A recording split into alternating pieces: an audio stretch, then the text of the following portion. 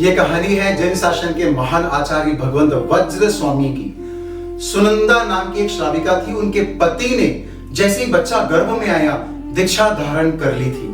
अब जब उस बच्चे का जन्म हुआ बालक का, तो लोग कहने लगे कि आज अगर इसके पिता संसार में होते तो जरूर इसका जन्मोत्सव धूमधाम से करते।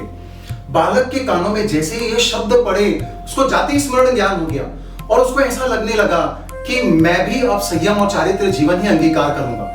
पर माता तो आज्ञा देने वाली नहीं है, तो उस बालक ने रोना शुरू कर दिया और चुप ही नहीं होने वाला वो। एक दिन, 2 दिन, 1 हफ्ता, 1 महीना नहीं, 6 महीने तक चुप नहीं हुआ।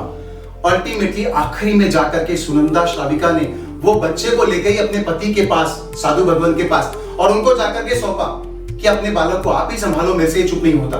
तो वह साधु महाराज ने उस बालक को रखा, श्राविकाएं उसका ध्यान रखने लग गई।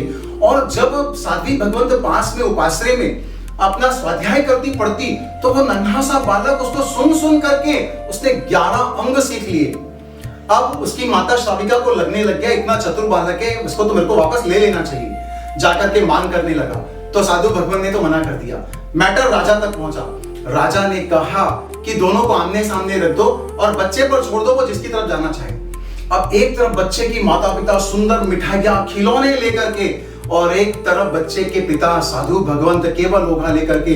बच्चे ने मिठाई खिलौने की तरफ देखा ही नहीं और ओघे को तरफ देखते हुए तुरंत दौड़ते हुए गया, ओघा लिया और आनंद के साथ नृत्य करने लगा।